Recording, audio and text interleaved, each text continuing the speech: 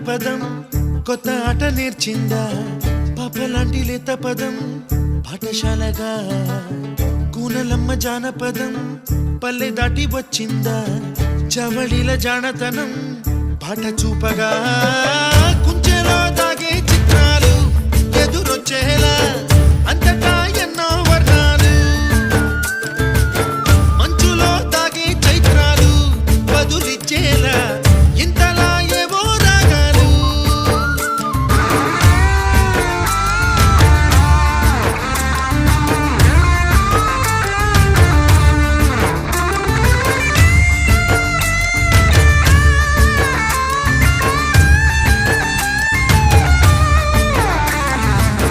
ఆకతాయి సందడిగా